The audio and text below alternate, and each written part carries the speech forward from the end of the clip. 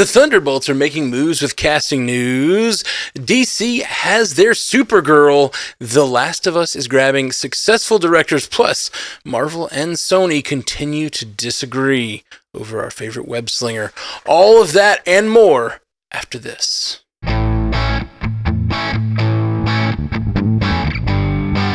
Welcome to Multiverse News, your source for information on all your favorite fictional universes. My name is Matthew Carroll, and with me on the panel today, we have J. Scotty St. Clair. What is going on, buddy? It kind of started off looking like it was going to be a slow week, and here we are with a fully packed week ahead of us. So I'm doing pretty good. Happy to be here. That's our refrain every week now. Like for a while, it was always it was a little slow during the strike, and now every week we're like, not sure if we're going to get enough, and it's like, oh, a deluge hits on Monday or Tuesday. Right. Haley Hobbs, how's it going, Haley? It's going great. We sure do have some juicy stuff to talk about. And Jay Sisson. You might have to rate this one TVMA by the time it's over. So might have to get the explicit tag. Yeah, we have some bucket news to discuss that may affect the podcast's rating on all the platforms. So, before we get into it, let's thank our friend Paperwhite guy. I don't know. I'm gonna go with Paperweight. I think. I was like, because paper is, I don't know, Paperwhite. Like I thought about he's Paperwhite, or Paperweight. Sounds like a ranking in boxing.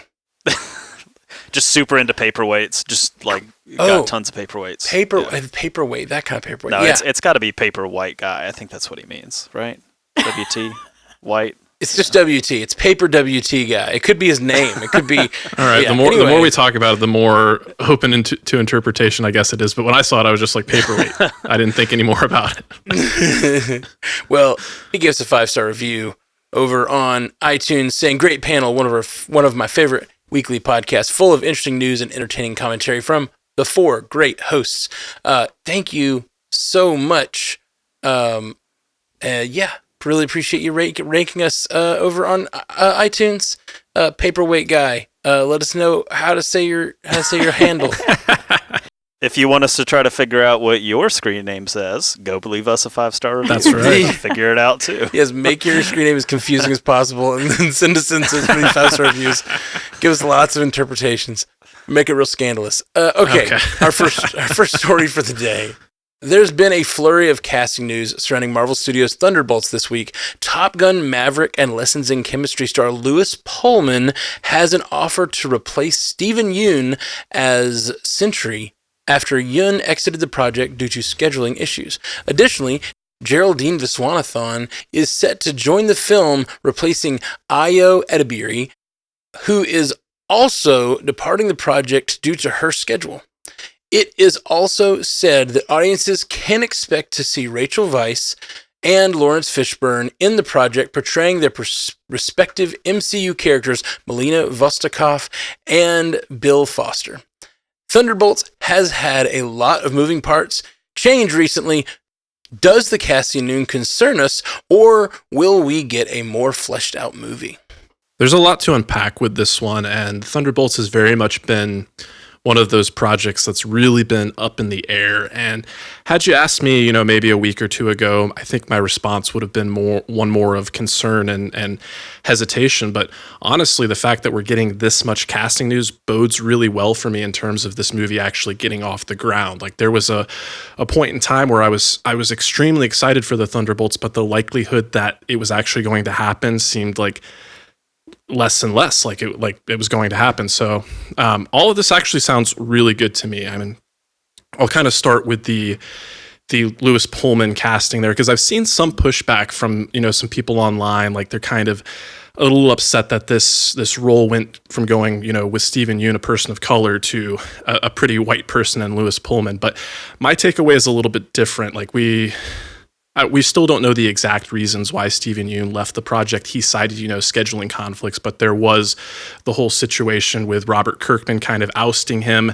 But my takeaway is, like, as they've been working on this film and kind of tweaking this film, like, I suspect that the role of Sentry has probably been reduced pretty significantly, which is part of the reason that Steven Yuen would want to leave. And when you look at the list of like people they've been, entertaining for the idea of stepping into this role, I think that makes a lot of sense. And while Lewis Pullman is very much one of those actors that's kind of on the rise and is becoming more of a household name, he's not quite at the level of Steven Yuen yet. So I think it makes sense for a character like him. And as I've learned more about the character of the Sentry and, his comic origins, he really is kind of a tortured soul. And I think Lewis Pullman does a really good job of kind of portraying these put upon characters, especially if you saw what he did in Bad Times at the El Royale. Apart from all of that, I really do like, none of this is confirmed in terms of the Rachel Weisz and the Laurence Fishbourne casting, but having just seen those characters in season 2 of What If and having both of those actors actually voice the animated counterparts, I think that speaks to, some interest that both of those actors still have in those characters. And both of those, actors lend a lot of talent and a certain pedigree. So I'm excited, and I think those are characters that work really well within the fabric of the Marvel Cinematic Universe and specifically the Thunderbolts. So I hope all of this really speaks to the fact that this movie is going to like enter production and get off the ground. Yeah, I think you're right on with the Steven Yuen speculation that maybe there was an exit due to the part changing, because I think there's a possibility that also happened with Ayo Edebiri. I mean, her career is on the rise. She's a pretty hot name in Hollywood right now. She's been doing all the award circuits, and she's probably someone who I would imagine Marvel would want to use in a more leading role at some point in a film. It seems like the part that she has vacated is some sort of an assistant to Julia Louis-Dreyfus's character. That's the role that she was cast in. Right. And to me, that seems like an underutilization of her as an actress. So I think again, they said it was scheduling, so that's kind of what we have to go with. But if you want to speculate about it, it seems like maybe her team is saying, hey, why don't you hold out a little bit? Why don't we back out of this? This is a small role. It was cast a few years ago before you really started to kind of catch fire in Hollywood. Maybe let's try to reevaluate this thing whenever some bigger roles come open in these comic book movies, if we want to do a comic book movie, rather than kind of do the Kate Mara thing, stick you in a minor role in a movie, like a Marvel movie, and then you're just kind of pigeonholed into that role. You can't really go into a wider role eventually into the Marvel Cinematic Universe. So yeah, but these are a lot of moving parts. Really, I do wonder how it may potentially affect the core lineup of people in the movie. It seems like when the movie was announced, they were like, all right, we're getting, the John Walker and Ghost and Taskmaster, and you think Zemo was sort of mentioned, and all of these different types of characters. And at this point, you have to wonder, you got to have Florence Pugh, you got to have Sebastian Stan, you got to have those two for sure. They'll probably hold up the movie. But past then, it's you got to wonder, hopefully there's not a whole lot of movement going on that core group of people across the line. You don't really want to see a lot of shakeups there, especially when you're getting into Wyatt Russell and David Harbour. These are big names you want to make sure you maintain. So hopefully they've worked out the scheduling conflicts with those core people, and I think that'll really keep this movie intact and keep it on schedule, hopefully. It's interesting.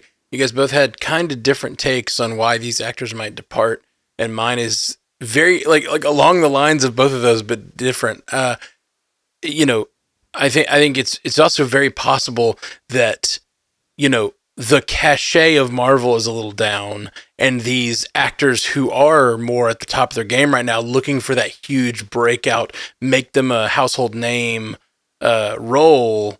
Maybe we're 2 years ago when this, or whatever, a year ago when they were casting this, they were like, any Marvel movie, hop on it. But with all this Marvel consternation this year, they might be going, scheduling conflicts. Maybe I'll do some other move, try my hand at some other big budget movie rather than Marvel, since they're getting lambasted lately. But I think it's a loss on both counts. I think I really like Pullman. I just watched Lessons in Chemistry. He was amazing in that. I really, really loved him. A lot of charisma. So I'm really interested to see what he could pull off with that character. But Steven Yeun's great, it's hard to balance that. I don't know Geraldine Viswanathan, but Ayo Edebiri is awesome on The Bear. She's really, really great. And I hope she gets on into something cool soon that take that acting cachet that she's gotten and like put it on the big screen somewhere. I think the scheduling conflicts do matter. I think that they are legit because of the strikes. I think so much stuff got pushed around and jumbled because of those, but people are having to pull out of stuff that maybe they didn't want to. You are talking about some actors who are, like you all said, rising in their game, like Ayo in The Bear. She just won awards, and that show is just exploding in awards season. So there could be some of that. Like, I'm holding out for some better stuff, but I still think that Marvel Studios holds something for people in the industry. And even though the fans are maybe being a little harsh on it, and are you fans? I'm just kidding. I think there's still a lot of potential that maybe actors and other industry people see in the MCU because they see an opportunity to do something outside of what they might normally portray or something they might normally be cast as. So I'm excited to see Rachel Weisz and Laurence Fishbourne, because I think they could be a grounding force for some of the characters. Absolutely. And the thing about them two joining that I find interesting is it might mean an expansion of the roles of Ghost and Yelena, because it's giving them further connection. It's giving the movie further connection to their characters, which could mean these guys are going to stick around and be like involved with the Thunderbolts, or it could mean we just get an extra scene or two of like them getting recruited and like, Yelena talking to Melina about it, or the same thing with Ghost and Bill Foster. Like it could just mean those two characters are getting more of an expanded role in the movie too. I'm interested to see.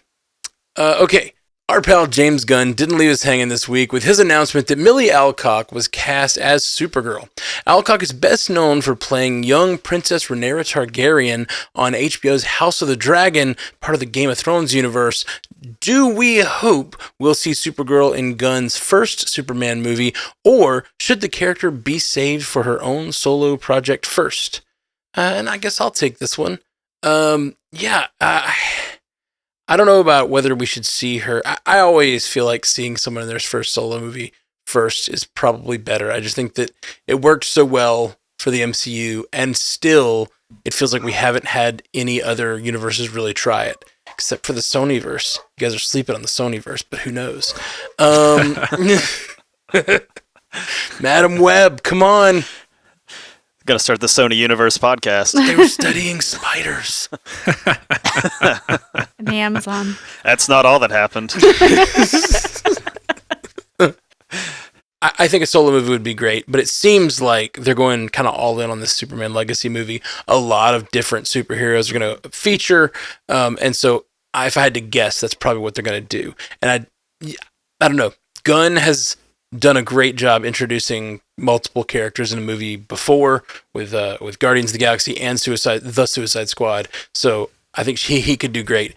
But as for the casting itself, Milly Alcock was freaking awesome on House of the Dragon, and not only was she great, I feel like she was she brought a lot of gravitas, and it's not exactly sort of the stereotypical Supergirl casting that I think would often happen for this role in the past, and even the way she's drawn and everything. I feel like Milly Alcock brought a lot of like really sort of deep characterization and sort of a quiet performance with a lot of like fire and like a lot of just sort of demanded respect. Her presence demanded respect, and I think it could be an interesting take on the character. So I am excited for it. Yeah, I mean, James Gunn has proven, I think, that he is really good at casting. I mean, you think about some of the roles that he's cast, and when they're announced at first, you're kind of like, what? Like that person for that? But then you see him in the role, and you're like, man, like the vision matched up perfectly with what you were trying to accomplish. Yeah. So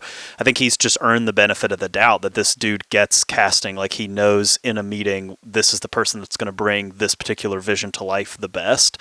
I think Milly Alcock, at least on House of the Dragon, like she played this sort of morally gray in the middle, both sides of the same coin kind of character, and Supergirl can be that at times. Like there's kind of can be this morally ambiguous sort of choices that happen, and to me, like she's proven that she can play that type of character very well. I think it's inevitable that she shows up probably in Superman Legacy, probably not for a big role, maybe like post-credit scene, maybe just like quick pop in, pop out. Otherwise, this casting wouldn't have been announced this early, so I wouldn't expect her to have some sort of like leading role in the film.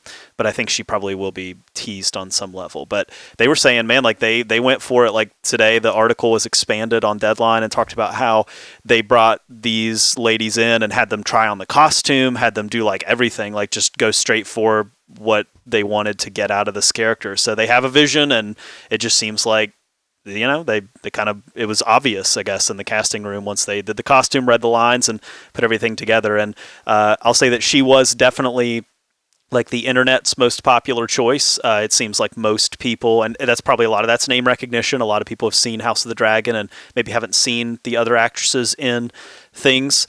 So I think like it seems that most people were happy with this. Like most people thought, hey, this is the person we wanted, this person we heard about. We thought it seemed like a good fit. And yeah, I'm interested to see what happens here. I think it's a really interesting project, and I look forward to seeing where it goes. She's very young. She's only 23. So, I mean, she's probably got a long future ahead in this universe, and probably going to have to be one of those foundational characters in it going forward. You mean James Gunn spoke and there wasn't a big backlash? Not yet. You know, for once, it was just kind of everybody was looking for the controversy, but there's just no controversy there. I mean, it's pretty straightforward, it seems like.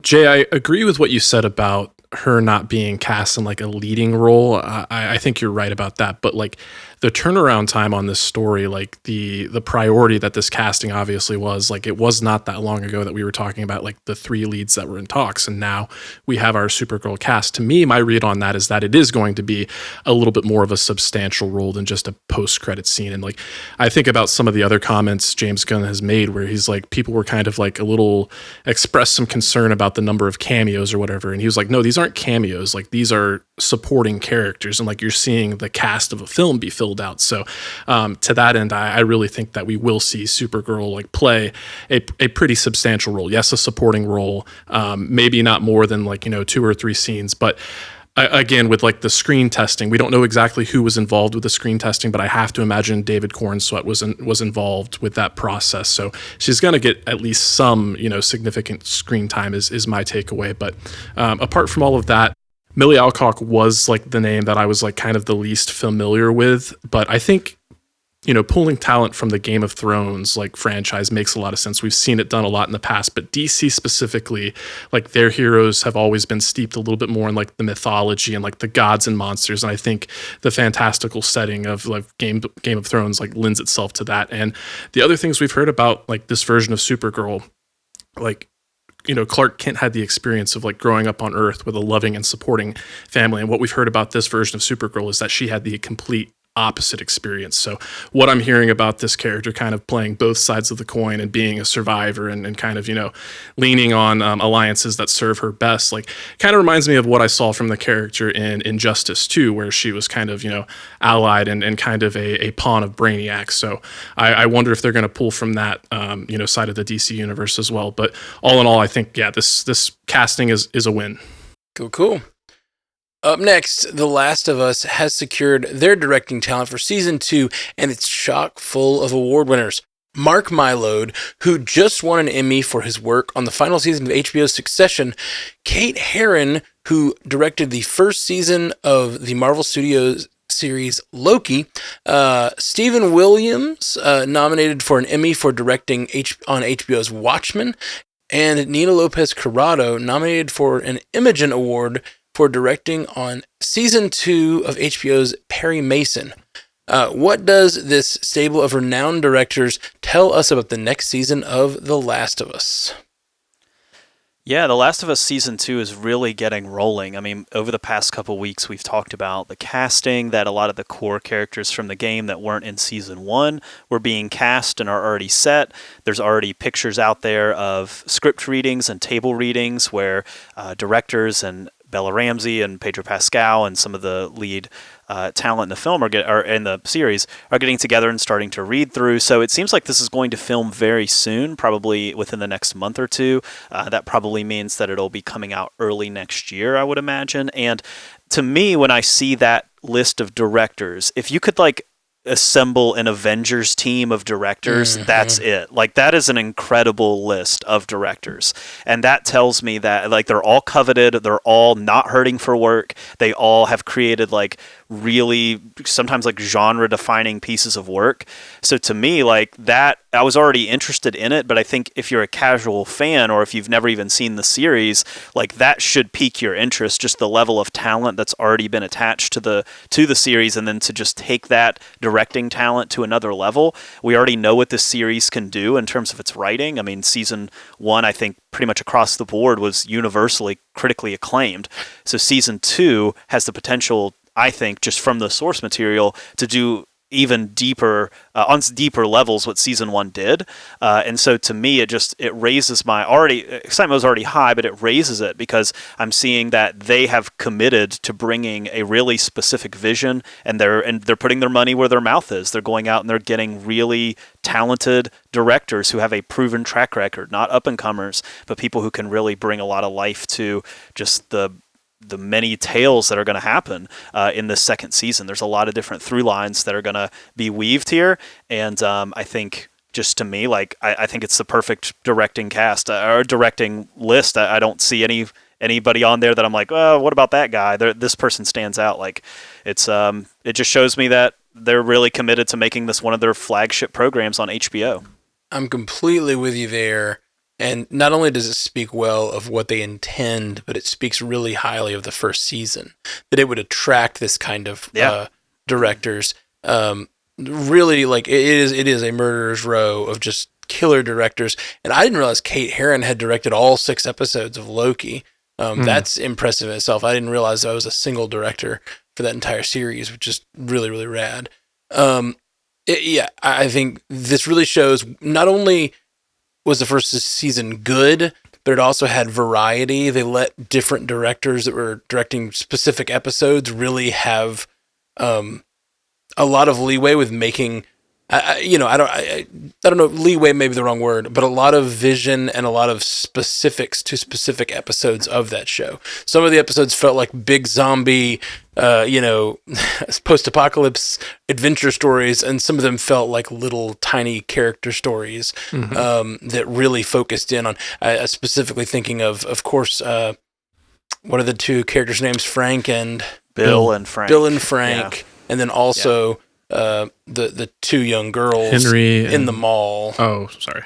Yeah, Henry and Sam, and then like Ellie and the name is escaping me. I know the actress, but Riley. I want to say. That's it. Yeah. Riley. Yeah. Right. There's a lot of stories within stories, to your point, in The Last of Us. Exactly. And you get these moments where you allow a director to be like, I'm going to make a story about this very specific thing. And I imagine when they get hired, they're hired for these specific stories. And I think that's really exciting. For them to have, I don't know, because I think about that, and then I think about like the first episode with like hordes of zombies running at them while they're making a big explosion happen, and it's like, that's the same show. Like, it does not feel like the same show, but it's really well done in that way. Yeah. Yeah, I look at this list of directors, and the only names I really recognize are Mark Mylod and Kate Herron. But what I find that kind of like stood out to me about this list is like all of these projects that are being mentioned outside of Kate Herron, like they're all HBO projects. So they're like obviously like pulling from like this, stable of talent that's kind of been homegrown. So I know with like Mark Mylod, like he worked on Succession. I'm pretty sure he did a number of episodes for Game of Thrones. Like I remember seeing that name pop up in the credits. And then feature-wise, he worked on The Menu with Ralph Fiennes and Anya Taylor-Joy, which I really liked. But I remember that one came out like really fast on Max or HBO Max at the time. So that had to be like a Warner Brothers joint there. So Kate Herron specifically, though, I'm really glad to start seeing her get work again, because I remember after season 1 of Loki came to an end, like she chose to step away. Like at least that's how the story was kind of like spun. Like it was her choice. She said like taking on that project kind of like stressed her out, and like with the Marvel Disney Plus shows, like one of the big changes we've heard about going forward is that they're actually going to have legitimate showrunners. But previously, like Kate Herron and then Matt Shakman on WandaVision, like those were the closest we had to showrunners because, to your point, they directed every single episode of those series. And I think the quality of those series like kind of stands out in the lineup of Disney Plus shows. So she's really talented. So the fact that she's going to get to continue to work with like, such high profile projects excites me. It's really interesting the way when Marvel Studios proper decided to start making TV, that shift of the entire paradigm of how you make TV, which is like TV is the writers are the captain of the ship, and then the directors are a week to week, mercenary generally. And it seems like when they started, at least, that their vision was to do it the other way, and it worked in some aspects, and obviously in others it didn't, and now they're shifting that. But it's an interesting experiment, at least, because both of those shows are amazing, and particularly directed incredibly well. So. Yeah, it's neat. Instead of that director executing someone else's vision, Okay, up next, will Mom and Dad ever stop fighting? And by Mom and Dad, of course, we mean Marvel and Sony. The studio giants are reportedly unable to see eye to eye about the direction Tom Holland's Spider-Man should go in on a fourth Spider-Man film. Sony is understandably trying to boost their Sonyverse with a crossover event that would again include Tobey Maguire and Andrew Garfield's Spider-Man, but Marvel sees things differently. Marvel desires that Tom Holland's Spider-Man continue with a more grounded approach that is intuitive to the character. Multiple Spider-Man appearances were scrapped from the upcoming Madam Web movie that Sony is putting out. It's their most lucrative character, so no surprise that he's hotly contested, right? Here we go again. The struggle eternal between Marvel and Sony over Spider-Man. Sony's never going to let him go. Marvel's always going to want to try to do what they want to do with him, and Sony's always going to be riding their coattails a little too late. Like, we don't want the multiverse stuff with Spider-Man. We've already done that with him, and now Sony's like, hey, you liked the multiverse stuff? And it's like, well, actually, not that much, so maybe don't do that, but they're going to anyway.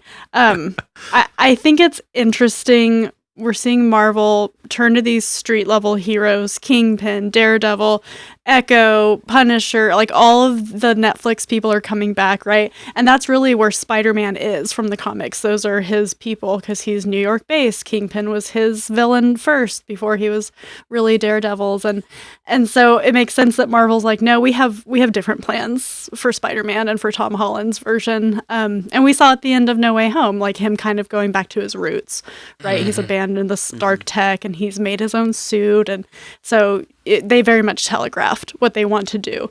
And Sony being like, yeah, but we're doing this, and it's completely opposite. It's just like, oh my God, like they're never going to be able to probably get it together until some huge deal is maybe put together by Marvel. Like, hey, you'll get all this money if you let us control the character direction again.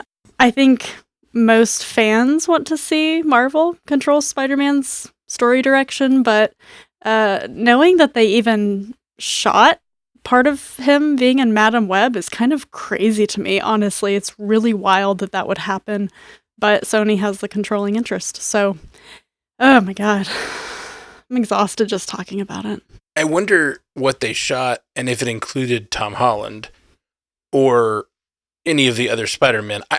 I've said it before. The way to go here is just have your own Spider-Man. You've got two to choose from. Like, pick one of them, run with them. And I say it's Andrew Garfield. He never really got closure. Like, let that man run. Let him, even if he's not, don't give him his own movie. Just let him float around and be the, like, sort of a hero that's like running around with all these anti-heroes doing their thing. And like, let it be an interesting little world where he went a little dark and all these characters kind of hate Spider-Man for other reasons and like whatever. Like, could be a really interesting world to have, and you don't have to have it be a Spider-Man movie.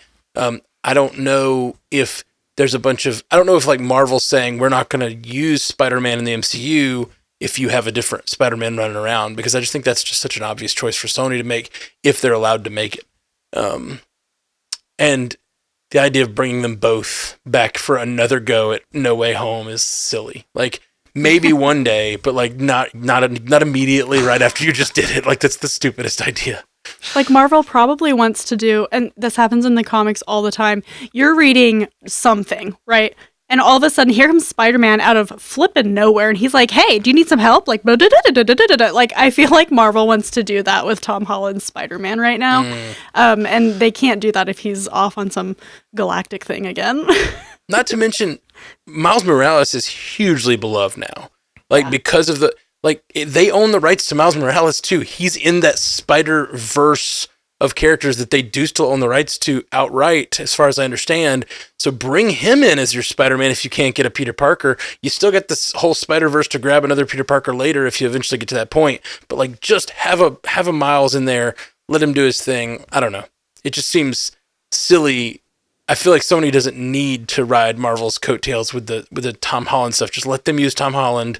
You do your own thing. Take the money that it gives you.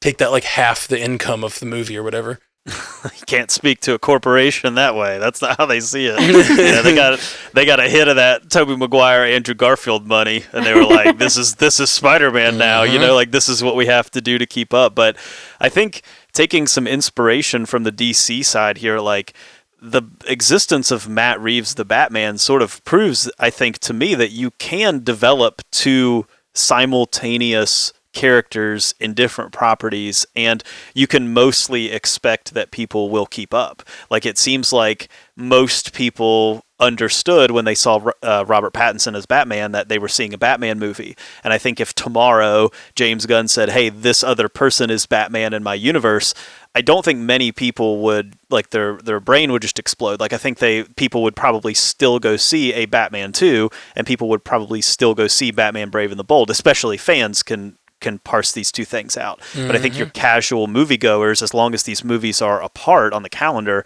probably aren't going to be that affected. And I think Spider-Man is such a hugely popular character that you probably could foreseeably just develop your own Spider-Man if you wanted to. The problem is Tom Holland is the money. Like, he is the guy. You know, he's been the guy. He's been associated with Spider-Man, and Sony knows that, I think, on some level. Like, he is Spider-Man to most people who have been growing up in this era of Marvel.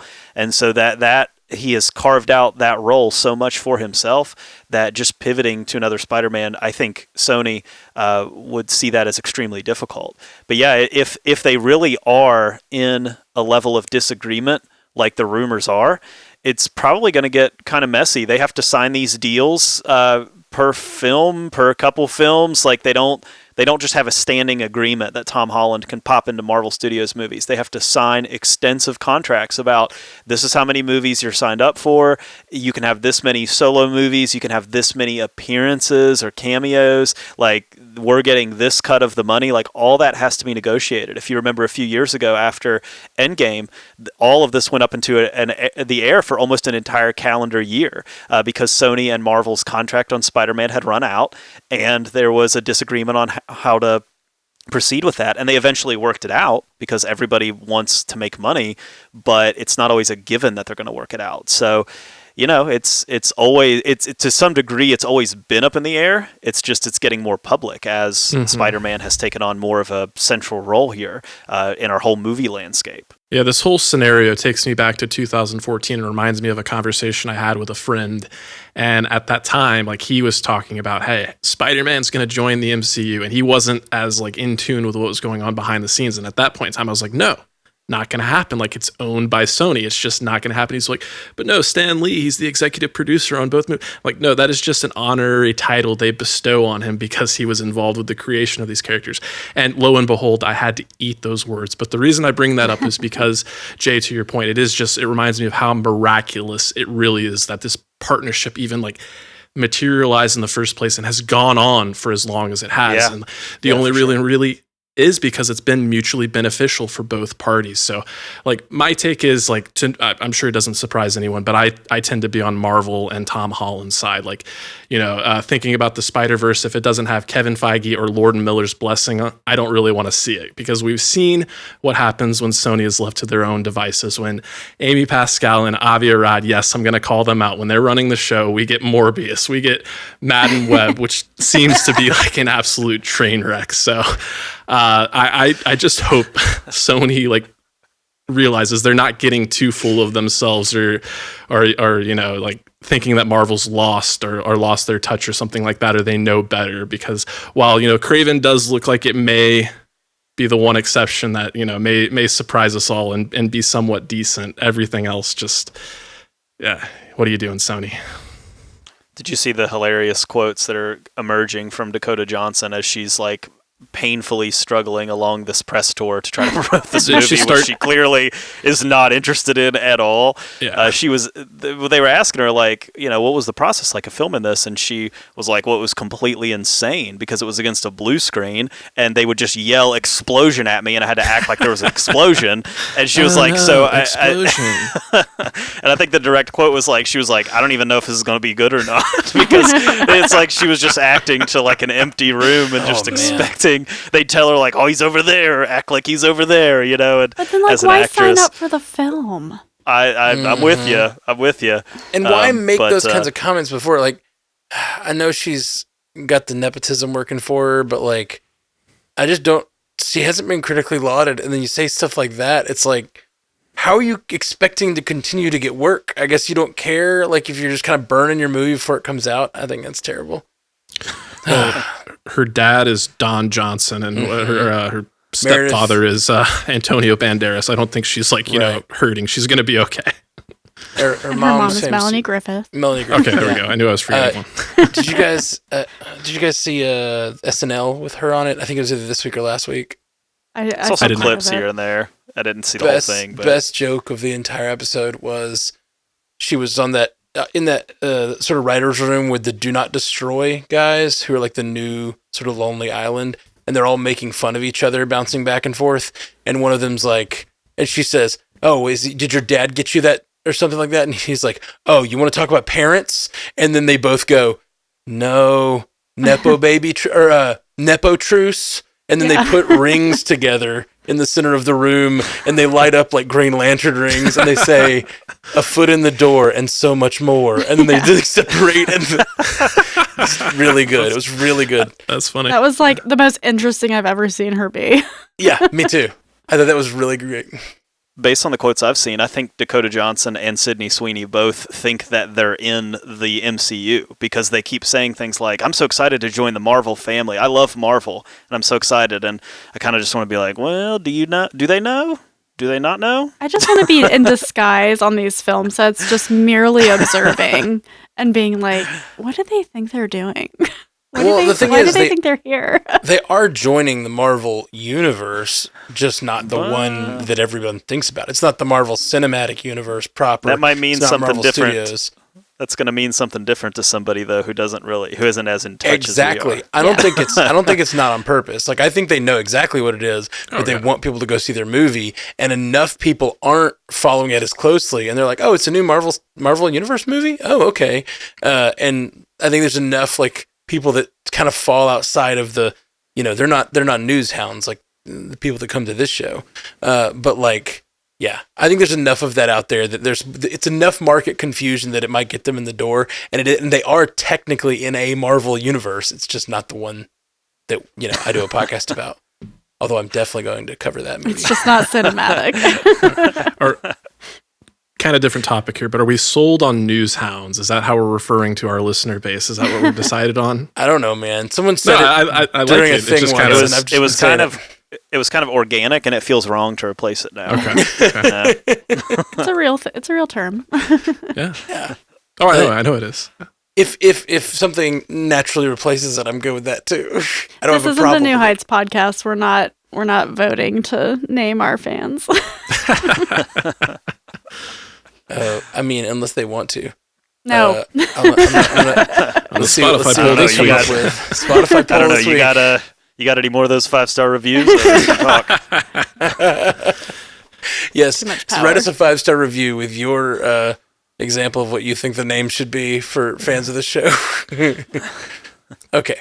Well, that's all for the main stories. We're going to take a quick break. We got a great Spotify poll with some great answers about what Ryan Gosling should play in the MCU. And we have a bunch of lightning round topics. It's been a busy, busy, busy week.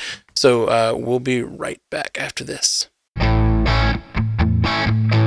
Welcome back to Multiverse News. You guys want to dive right into the Spotify poll? Yeah, let's do it. So we asked, who would you want Ryan Gosling to play in the MCU? And we got a bunch of answers. So I'm going to run through them quickly, but please throw out your thoughts, everybody. Dolphin Jordan, great name, Andromad, and IJ all said Dr. Doom. Was that you who brought that up on the show, Jay Scotty? It was. Yeah, I think my people. It's a good call. Those are your people. I dig it. I think that's a really good call.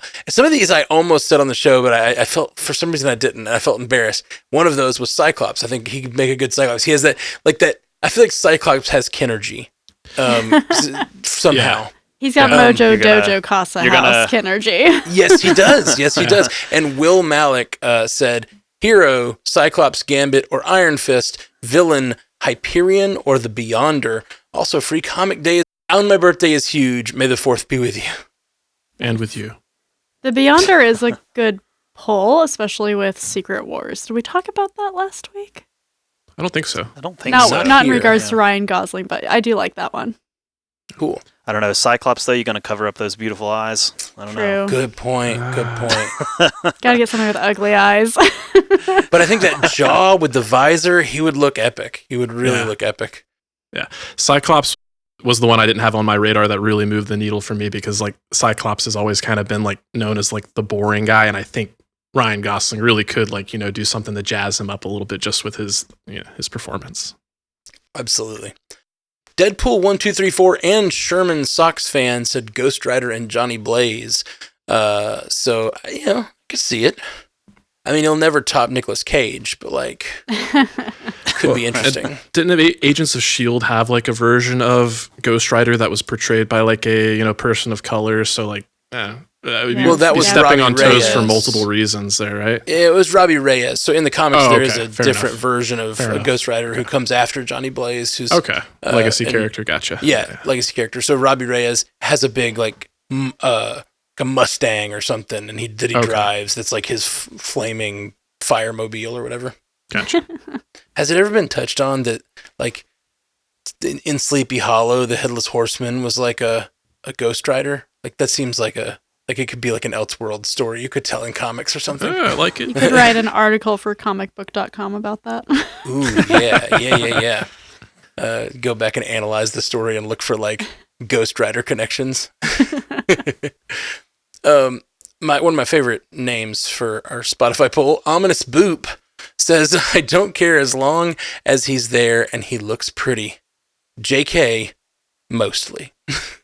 We're not JK. We all agree with you. Yeah, we're all right there with you. I was sitting here thinking about the Cyclops thing and how those blue eyes need to be in there, but you could maybe you could have him have contacts that work to block them, but he can't use his blast power, so he still has to wear the classic costume, which could have the eyes when he's off duty, But you're just trying to have it all. Yeah, you are. I'm trying to have part of the character is he's always behind those shades, you can't.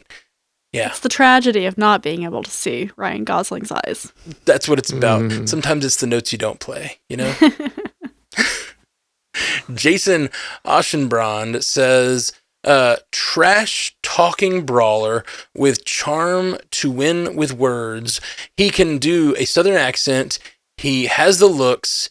He can fight in movies. In movies is stipulated there. Why not Gambit?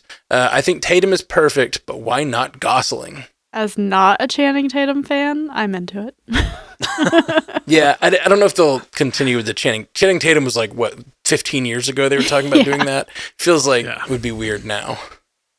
But honestly, both of them feel weird, older than I would want a Gambit to be. I kind of want a young Gambit to start and like age into the role, but I don't know. At this point, they could definitely they could have the Tatum Gambit come over or a Gosling Gambit come over from the Fox universe and then like go from there. I feel like the Tatum Gambit will probably show up in Deadpool. Yeah. Like if there was like betting odds, like they would be very small betting odds. If they want it, they got it, I bet. Because like he played the Gimp character in the like you know what I'm talking about? Which movie was that? Yes. At the end, This Is the End. Oh, right. Yeah. And then he had a very small role in Bullet Train and The Hateful Eight. So he's not, above just having these little like comedic bit roles for sure. Yeah, he likes doing that. I heard the story of him playing that role on in This Is the End, and it was apparently like they called him and were just like, "Would you do this? This is really weird. No way you'd do this." And he's like, "Yeah, man, I'm there." And he just like showed up, ready to do it, and went all in for it. That's the kind of actor I'd want to be. Just like, let's just vibes. Let's just do it. Isaiah Roseboom says, I kind of want him for Johnny Storm. I know he's supposed to be really young, but if Mr. Fantastic is played by Pedro Pascal and if Invisible Woman could be somewhat close in age to Reed, it could work. And Brian Benedicto also says Human Torch. And Daniela Forrest says Ryan Gosling as the Human Torch. Picture this: flames, charms, and a whole lot of drive. Who wouldn't want a superhero with the ability to make our hearts race as fast as he does on screen? I like nice that one. idea. Sorry, I'm gonna have to introduce you to Joseph Quinn, your new Johnny Storm. Sorry to let you down. That's actually was last week when we were talking about it. That was the other one that popped into my head, but I was like, no, it's too young. I thought the same thing. Like he's too old for that role, but he could be a version of it for sure. Mm-hmm. Sonny Tetris says Willie Lumpkin, the Fantastic Four's mailman. It's Ryan Gosling. Maybe that's a Channing Tatum part. Yeah, that's Channing Tatum part for sure. Appreciate the deep cut though. Yeah, for sure. Yeah, Matthew Boyle says Cyclops from X-Men again.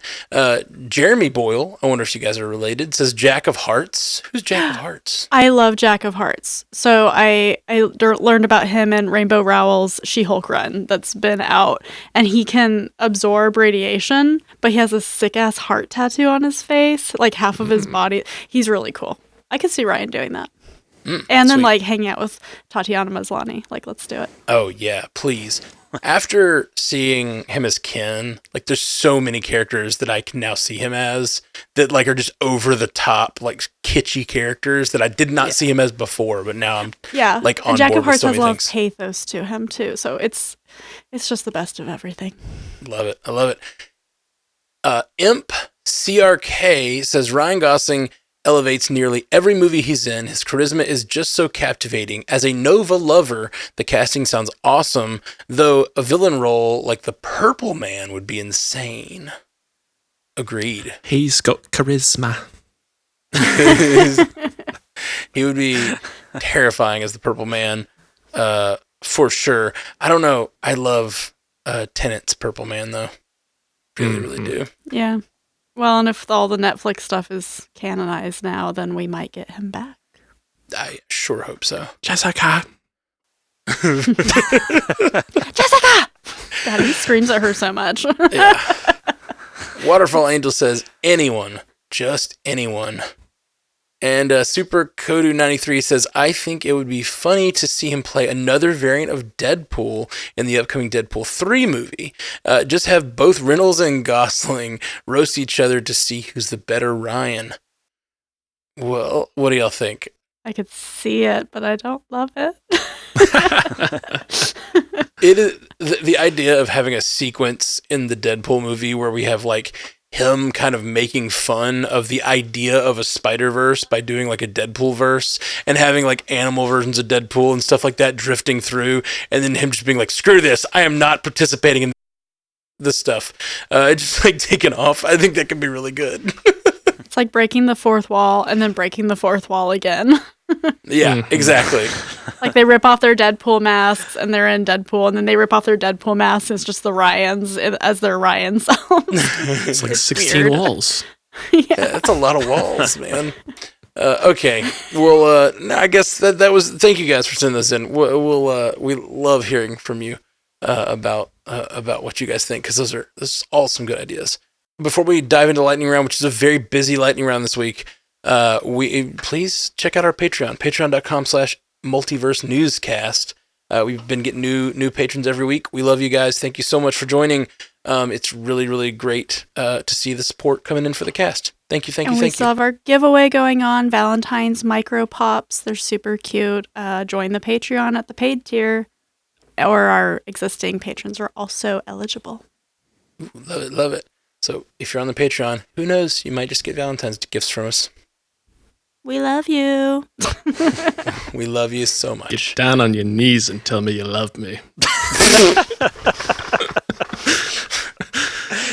No. Sometimes I think that you have a Post-it note on your computer and you're like, you're crossing off the movie references. Like you're like, I gotta get this one in. I gotta get this one in. And then you're like, cross it off. You're like, got it. Nailed it. Something like that. Extensive library up here. Jay Scotty has. It's quite good. I've filled it with a lot of useless things. Right? Oh, yes, indeed. Love it. Okay, we're getting into the lightning round. We're going to try to move quickly because that's why it's called the lightning round. And to do that, this week, we'll chime in with our names. And then you respond to the story if you chimed with your name. So you claimed it. And we each get one rebuttal just for this week. Okay. Right, yeah. We'll see. Christopher Nolan's film Tenet will be released in IMAX theaters from February 23rd to March 1st. Scotty, I did not get a chance to see Tenet in theaters because it was around that weird time where certain theaters were open, but none in my area were. So I'm definitely excited to get to revisit this one on the big screen. I really like Tenet, so I'm down to rewatch it in the theatrical experience. Sweet. The first trailer for the upcoming remake of the 1989 classic film Roadhouse, starring Jake Gyllenhaal, has been released. The film will debut on March 21st. Matt, I don't think I ever saw the original Roadhouse, but this looks fun, and I feel like we are just entering an era in movies where it's okay to be sincere and over the top at the same time. I think for a long time in movies, I think that especially in like genre films, superhero films, it sort of muted colors, things started to become like sort of like there was a certain palette you could use if you wanted to be taken seriously. And I think that palette is expanding. I think Barbie was a big, both evidence of that and also a push towards that, maybe like a catalyst. And I think that this movie feels that way. It feels like they're going to take it seriously like the 80s did, like it's a serious movie, but it's Roadhouse. You know what I mean? Like they don't know they're in a schlocky movie. You know what I mean? And that sometimes some great art comes from that. And I think this looks kind of like that. I dig it. Scotty with a rebuttal. This story kind of hit my radar this week because the director, Doug Liman, went on record and said because they're putting this straight on Amazon Prime Video, they're not going to give it a theatrical release. He is boycotting the premiere of the film because he is on record saying Jake Gyllenhaal's performance is worthy of an Oscar. So he is miffed that Jake Gyllenhaal will not be eligible for an Oscar with his portrayal of Dalton, a role originated by Patrick Swayze in the 80s. Wow. It's certainly a thought. What a swing. Wow, I love it. Up next, Tom Hollander, a British actor known for performances in Pride and Prejudice, Pirates of the Caribbean films The White Lotus, and The Night Manager, spoke on a recent appearance on Late Night with Seth Meyers. I love that show, by the way. Favorite show. About a time he was mistakenly sent a box office bonus check meant for Tom Holland for his appearance in the Avengers films. Hollander said it was an astonishing amount of money. It was not his salary. It was his first box office bonus check. Not the whole box office bonus, the first one. And it was more money than I'd ever seen. It was a 7-figure sum. Haley? Jay, I just love. Go ahead, Jay. All I'm gonna say is just I love this story so much. The idea of him ripping open that check and seeing it and thinking what did I do to deserve this, and realizing it was for Tom Holland instead of Tom Hollander. It's so funny. I'm like, damn, what an invasion of privacy. He just let that out there. He's like, oh yeah, all these Marvel actors are getting paid like big time. Yeah. I said this on the MCU cast, but I think it's really fun. Like, I love the idea of him getting that check after like years. You build your brand as like Tom Hollander, and then this British kid comes along with such a similar name that no one ever thinks of you again. You know, like, who's Tom Hollander? Oh, you mean Tom Holland? No, I mean Tom Hollander. And like, then you finally get a check, and you're like, I should just keep this, right? Like, I deserve this after all the punishment this kid has put me through. Anyway. A 4-issue limited comic series called Darth Maul, Black, White, and Red will be on sale starting April 25th. Haley, they put a Darth Vader version of this out last year, and it's really cool. So the palette is all black, white, and red, and you get a lot of really different art styles. So Darth Maul is a cool character, so I'm looking forward to reading these. Absolutely. Coleman Domingo will be starring as the legendary singer Nat King Cole in a movie musical from a script he co-wrote. Variety learned exclusively. He will also be making his feature directing debut on the project. Haley, I was just texting Scotty today that Coleman Domingo is becoming one of my favorite actors, and this is cool. I feel like we haven't had a lot of Nat King Cole, like maybe ever, in movie content, so I love to see the crooner come to life. Sweet. If nobody else is going to say it, Nat King Coleman. I mean, he was born to play the role. Hey, Scotty, that is a joke made for you. Yeah. By me, for me.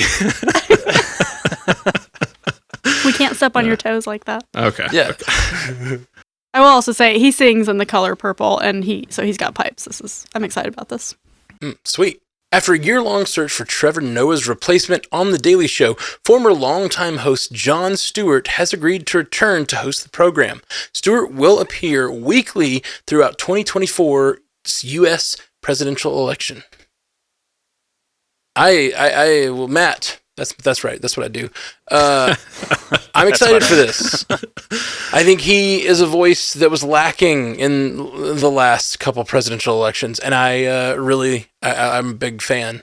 Grew up listening to him, watching him, and he's become quite the warrior out there, like doing just good things. Like, I think he's become even less of a divisive figure as like time's gone on, because the things that he fights for are just like veterans benefits and like 9/11 first responders benefits. He's out there just like fighting good fights. And I always found that, like, I was very much on a different political side when I watched his show back in the day, but I just found he did a great job of just pointing out absurdity, like often on both sides. He always kind of like, if something was absurd, he was not scared to call it out. And I'm excited to see. He needs to be around. I'll dig it. And I'm wondering if, as the election gets closer, if he'll even be able to keep it to just once a week. Because I think like this will be fun for him now that he's back to his old like glory day job. I think it's awesome. Yeah, his show on Apple TV Plus, it was called The Problem with Jon Stewart. It's really good. And it's not, it's if you're going in like thinking like, I don't really want to watch anything political, like there's definitely, I mean, it's Jon Stewart, like there's going to be some political stuff, but it tackles a lot of big issues, and it's good if you're a fan of his. Yeah, it's really good. And it ended very unceremoniously. They apparently, from what I understand, this is just, I guess, my media intake, but like they fired him because he was like going after Apple in some of the stories, which like I'm used to watching John Oliver, who goes after he calls them business daddy, AT&T, all the time, and makes jokes about his business daddy. And it's very, very funny stuff. Apparently Jon Stewart was writing that line and Apple was like, no, you don't make fun of us. And I think that's pretty terrible. And so going back to The Daily Show, I hope he gets a chance to air some of those grievances too, and like just, say what he wants to say.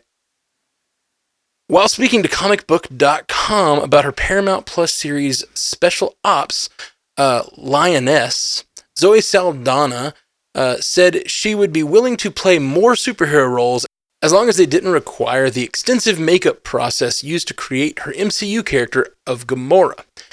She said, if it never gets to happen, or if it happens with other filmmakers and not James Gunn, or if it happens again with James Gunn, I would be so grateful.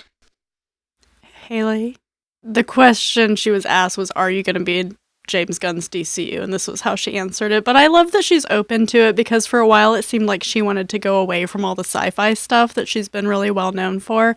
And she's really good at it. So between this and she said she's got teenage boys, I'm glad that she's still open to the characters. Yeah, and I'll pop in to say that it's probably inevitable that she'll be in James Gunn's universe at some point. Like, even James Gunn was asked about it, like, would you ever want Zoe Saldana to come back? And of course he was like, yes, absolutely, she's the best. Like, absolutely, I'd want her to come back. But you want to talk about bonus checks. I mean, she was in Avengers, like, all of them. She was in Avatar, all of them. Like, I mean... Come on. Like, notice she didn't say anything about the digital characters. She was like the extensive makeup process. But you want to put dots all over my face, you go for it. Get to wear the jammies. Yep. Also, just one small correction. She's only in one Avengers movie, right?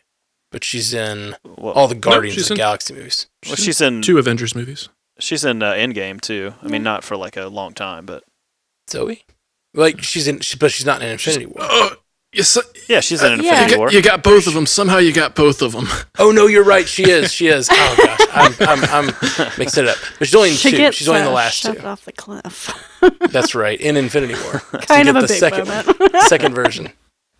I was putting it in Endgame in my brain. Somebody also falls off a cliff in Endgame too. So it's yeah, exactly. I was mixing those 2 scenes up. 2 Avengers movies, 2 horrible, leading tragic actresses deaths. falling off of cliffs and dying. Too soon. Too soon. Yeah. Well, cliffing is the new fridging.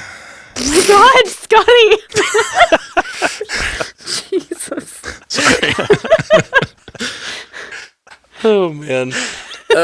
Later this year, Marvel Comics will apply their what if concept to the Aliens franchise. A 5-issue run will be released following the characters Carter Burke and what happened after he survived the events of Aliens.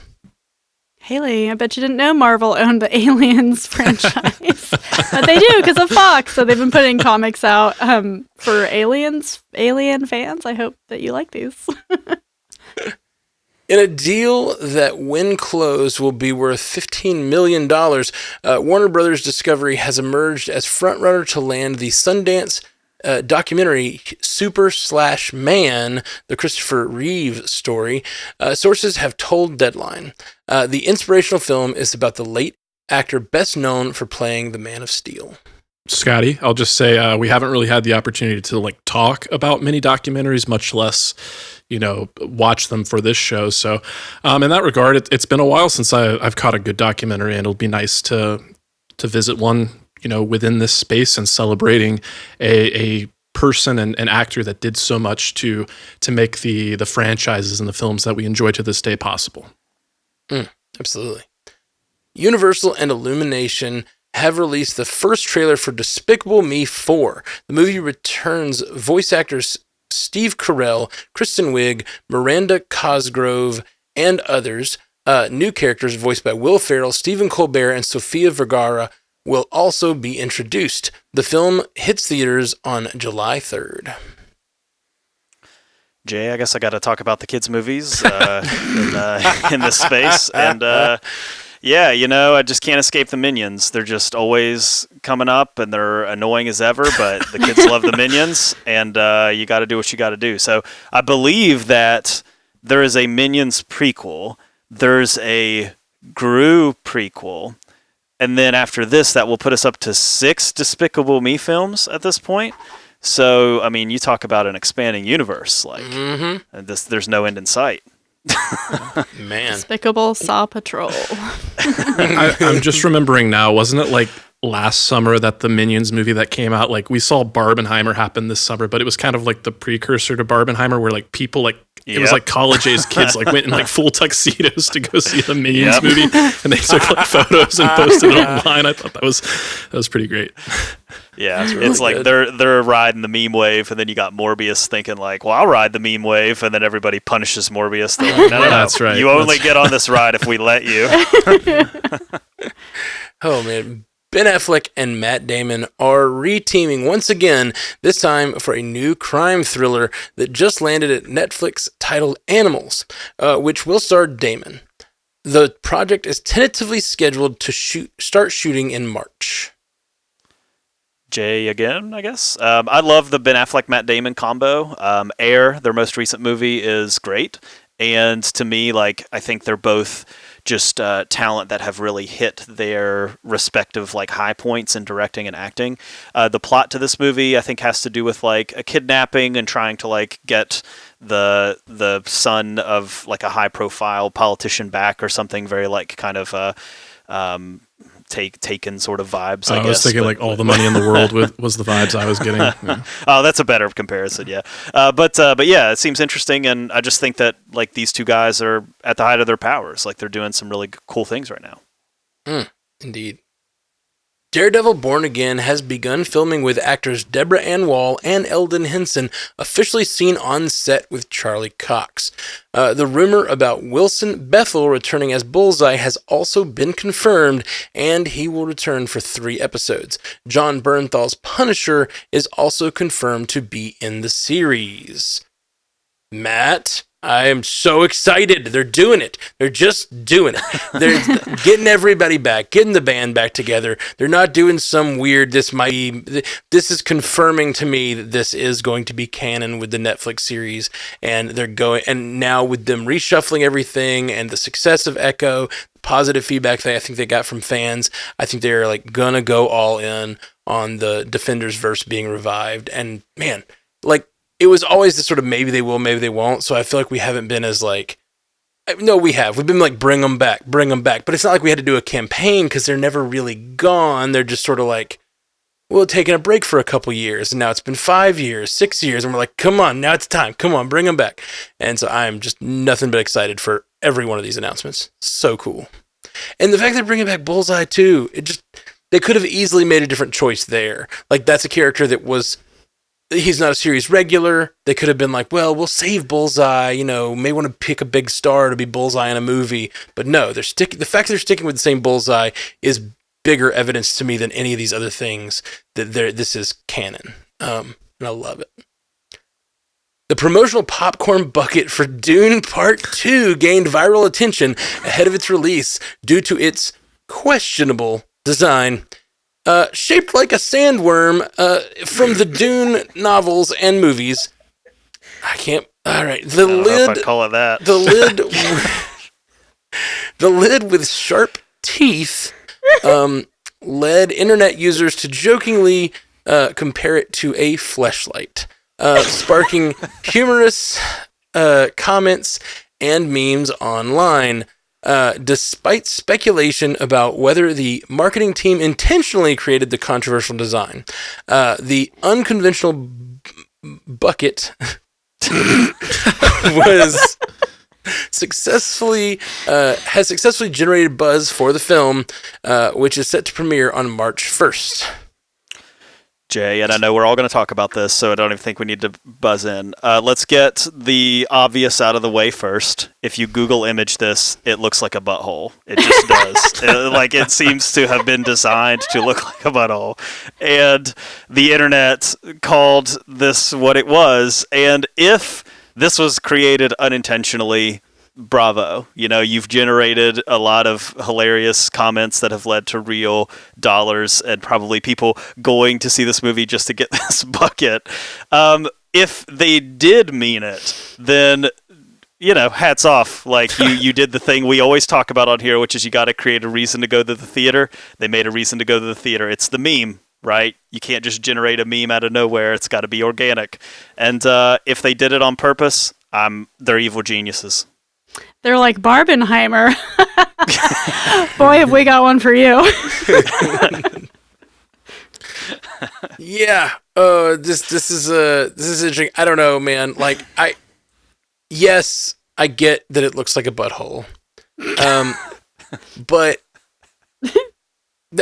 I don't know, man. I can't talk about this and not be like a little, but like. But like indeed. But like indeed, yeah. Like you're telling me nobody in the room. Did somebody put this up on the board and go like, it'd be like, we made this, and then there was nobody in the room that was like, hey, can I say something? Like, you know, like there had to have been somebody that was like, hey, listen, have we thought about this? I would be that person in the room. Well, the thing is, we think that the strike is what caused this movie to get delayed from November to March, but truth is, when they did the product testing here, it was like someone realized, oh, we've got to get these things into production, like push the film back. Like we have our Barbenheimer. I don't see why they didn't make it for Valentine's Day then. Okay. Seems like a perfect Google fit. image Dune popcorn bucket at your own risk. Go incognito mode. Yeah, open a private window. Could have been a whole thing. Lonely on Valentine's Day? Come get this Dune bucket. Here's a practical question. Like, okay, you're sticking your hand in there to get your popcorn. Like, is it just like ripping it out of your hand when you pull your hand back out? I'm assuming they don't look very strong. They look like little rubbery. It looks gross. It's going to get covered in butter, too. It's going to be really gross to reach down in there. Like those little rubber things, buttery rubber things, don't seem good. This was fun. All right, so the lubricated bucket. Moving on. After a glitch was discovered in the early release version of the new game Suicide Squad Kill the Justice League, the game was pulled offline. Scotty, this whole game has been really interesting to like witness the development of it, because Rocksteady is a celebrated developer, especially within the superhero game space, because they launched Arkham Asylum. They did the Arkham trilogy, and the one Arkham game they didn't do, Arkham Origin, is the one that's kind of seen as like the black sheep of that franchise. So it's been like 8 years since we had Arkham Knight, and this was like supposed to be Rocksteady's like return to glory. And from day one, since we started seeing gameplay footage from this game, it has just been like they cannot win because they decided to create this game. And I'm sure it was mandated from the top. You know, a few years ago, the game industry got this idea that live games as a service is going to be the trend. If we can keep people, you know, paying for games and playing games, not just for like a month or a couple of months, but for an entire year until the next version of this comes out, like the EA model, like, you know, the sports game that releases every year or what have you. And they can, you know, implement microtransactions and loot boxes and all those things. So initially, all of those games, you know, netted a lot of money, but then the response and the backlash to that was extremely severe. So we saw games like, you know, Marvel's The Avengers, while it was somewhat successful, Gotham Knights, completely the opposite story. Like that game just fell flat on its face. And it really does seem like, unfortunately, it's going to be the same case for Suicide Squad Kills the Justice League. And the other thing I'm hearing is, like, as you know, reviewers and YouTubers in the game space, as they have gotten their hands on early copies, like a lot of people are saying that they've been able to complete the campaign in like less than 9 hours. So on top of that, it's like going on sale for like 34% off in the UK before it's even like officially released. So like it just seems like this thing is dead on arrival. And it's really sad to see, because games are expensive to make and it requires so many people's blood, sweat, and tears. And like I know nobody goes into the game development process wanting to make a bad game, but this one just seems like it's going to be a stinker. Man, that's really disappointing. I love superhero games, and I particularly loved Arkham's my favorite game series, so I was really hopeful for this. A new trailer has been released for Ghostbusters Frozen Empire, which showcases more footage of the film and features looks at some of the original Ghostbusters. The film hits theaters on March 22nd. Haley, I watched it. I liked it. Yay. The second season of Apple TV Plus's thriller Severance is back in production after shooting halted in May of 2023 due to the WGA strike. Matt, good. I'm so excited for season 2. Season 1 really left me in a place of wanting to know what was going to happen, and at the time, it was supposed to be just around the corner, and now it's been another year, and I am just really, really frothing at the mouth for this season 2. I can't wait. HBO is developing a limited series based on the Gillian Flynn novel Dark Places. Flynn will serve as co-creator, writer, and co-showrunner on the project. Jay, Gillian Flynn famously wrote Gone Girl, which was adapted into the movie Gone Girl. So she has a proven track record of writing like really good and interesting books. I read Dark Places, but it was a really long time ago. I'm having trouble like really coming up with a lot of the key details. It was like right when it came out, so I might have to go back and refresh it. But she's a proven writer, and I remember liking the story, and yeah, it should be good. I like this as a limited series. Like that makes a lot of sense. Sweet. Lego and Lucasfilm are collaborating to celebrate their quarter-century partnership. It was announced on January 30th at the Nuremberg Toy Fair in Germany that the Lego Group will feature several new Star Wars anniversary products in honor of the 25-year milestone, including brand new builds inspired by the Millennium Falcon, Invisible Hand, Tantive 4, as well as everyone's favorite astromech, R2-D2. The collections are available for pre-order and go on sale March 1st. Haley, insert take my money now meme here for all of you Lego people. There you go. The Guy Ritchie directed film The Ministry of Ungentlemanly Warfare, starring Henry Cavill, Alan Ritchson, Isa Gonzalez, and Carrie Elwes, among others. Sorry. There's been a lot of mispronunciations and retakes. The car just killed me. It's like watching somebody walk through a minefield. You're like, no, not another step. Yeah. No. All these damn names. Oh, Lord. And Carrie O was the one I knew, you know? All right. I'm going to try that one more time. Okay. The Guy Ritchie directed film Ministry of Ungentlemanly Warfare, starring Henry Cavill.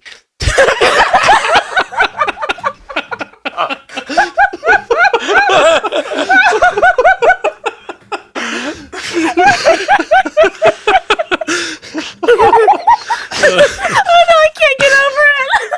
I'm crying. Oh my god. That was so good. That was so good.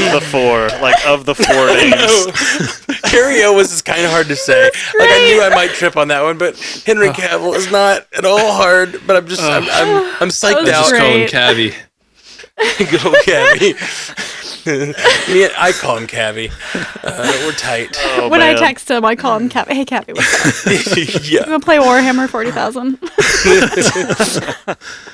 Okay, here we go. One more time. The Guy Ritchie directed film The Ministry of Ungentlemanly Warfare, starring Henry Cavill, Alan Ritchson, Isa Gonzalez, and Carrie Elwes, among others, released its first trailer on January 30th. The film is based on the 2014 book Churchill's Secret Warriors, the explosive true story of the Special Forces desperados of World War II, and will premiere April 19th. Scotty?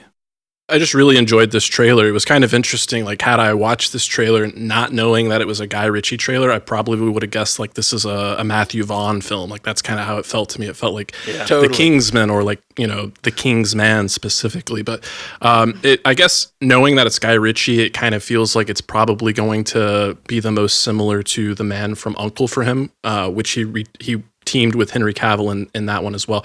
But it's just really nice. Like, we've seen Henry Cavill as his, his obligations to Superman have kind of become freed up, and he's been able to participate in more and more films. We've seen a greater range from him, and this one really just seems like he's like confident and just assured and kind of smooth, and kind of like the opposite of what he's doing in Argyle, where Argyle he seems like rigid and competent. This one seems like he's like the cool, competent guy, which I'm excited to see, because Henry Cavill is a great performer, and he deserves to get like roles like these that will just endear more and more people to him. Tiny but he looks unhinged in it, and I'm here for it. He does. Yeah. Alan Ritchson from Reacher, by the way, like, I didn't realize how gigantic that man is. He makes Henry Cavill look tiny in this trailer. That's hard to do. Yeah, he's a huge dude.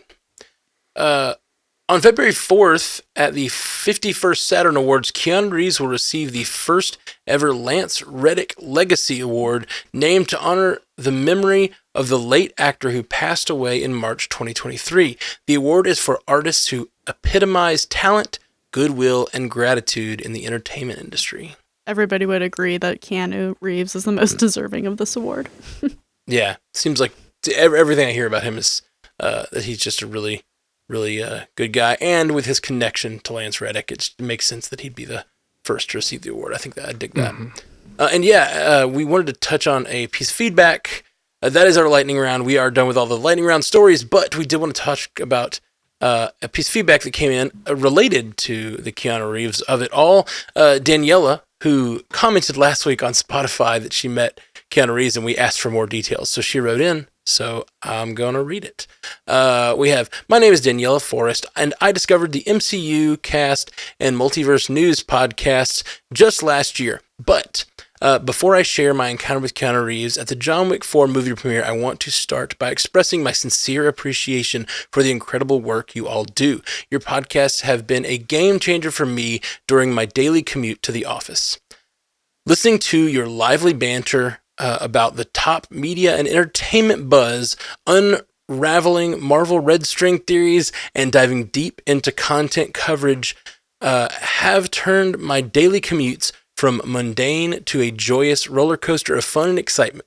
Podcasts, especially yours, have transformed my routine into a source of pure joy, constant learning, and connection with the topics I love. Keep those awesome episodes coming. You're making a daily adventure out of me. As a proud New Yorker, your podcasts are not just entertaining, they're my daily sanity shield. Oh, man. Thank you. Thank you so much, Very, Danielle. Very kind words, yeah. Definitely. Daniela, appreciate you. Story time. So, there I was, working and living abroad in London for 4 months last year, trying to be all eat, pray, love, working New York hours at a different time zone. I had my mornings free since I did not have to start work until 2 p.m. GMT. My mornings consisted of workouts, errands, and the occasional matinee. One day, on March 6, 2023, I headed to Chinatown near the theater district for lunch at this spot called Lido. Totally recommend. Post-lunch, I thought, let's take a different route home. I walked through Leicester Square? Leicester. Oh, man, was I wrong. Yeah. But I don't blame myself. I blame the Brits. Leicester Square, and bam, there it was. Lights, camera, red carpet, giant posters of the John Wick 4 cast, the whole shebang. I stood there weighing the profound life decision of catching my bus and working or being part of this cinematic spectacle. It's Keanu Reeves, people, so I stayed. A security guard noticed my photo snapping enthusiasm, or maybe it was how funny/helpless I look holding my umbrella and snapping photos, and asked if I wanted to join the red carpet action. Wristband secured, I found myself at the back of the stage, catching glimpses of celebrity behinds during interviews. And the best part, Keanu Reeves strolled up to fans afterwards, and I was there, part of the excitement. Definitely a highlight of 2023. Man, that's awesome. That's a highlight of, like, life. Yeah, like getting, whatever. Like, maybe highlight of, like, connecting with a celebrity. That's so cool, especially when it's, like, I feel like most celebrity encounters, because they happen in mass, but, like, at cons and stuff are, like, paid events, or, like, you're intending to meet the person, but just stumbling upon an actor you really love like that is so, so cool. Just right place, right time. Mm-hmm. Yeah, it's awesome. She says, P.S. Matt, you handled those Carolina Reapers with such strength. I would have been dying. I volunteered Jay Sisson as tribute next. Sorry, Jay. I still love you. All the best, Daniela Forrest. Thank you, Daniela. I feel like maybe you went in and added that last line. Like you're like she said this, not me. Her words. What is this last? Who do you think Ryan Gosling should play in the MCU? Jay Sisson eating a Carolina Reaper. Who put that? Man, that just came in. That's Who wild. put that on the Spotify post? Real Just time. Just now. Dang. We needed to get back to it. All right. Well, it's been a blast talking with you guys this week. It's been a long episode. Thank you so much for sticking around for it. And tell the people where they can find you online. J. Scotty St. Clair. Yeah, check out Animation Deliberation. It's the podcast that takes action, animation, and cartoons seriously, but not too seriously. And award season is well underway over on Bingers Assemble, so check that out. And Haley Hobbs. You can find me over at Source Pages and also on Bingers Assemble for the Oscars coverage. And follow friend of the show, Ryan Doze's show, Many Paths Comics. I'm going to be on there in a few weeks talking about the Wonder Woman origin comic. Ooh, interesting. And Jay Sisson. Yeah, I'm over at Commute the Podcast, where you can come learn something interesting in about 20 minutes on your commute to work. We drop on Monday mornings, so come hang out with us. Thank you guys so much for being here. Thank you to all you listeners out there for the extra 5-star reviews this week. We mentioned it last week, and you guys came out in mass. If you haven't done that yet, please give us a 5-star review or hit that thumbs up or whatever you do in your various apps. It really helps the show grow, helps more people find us. And we're just a little show that could, and we're trying. So help us out by spreading the word. Thank you so much. Peace. You stay classy, Multiverse.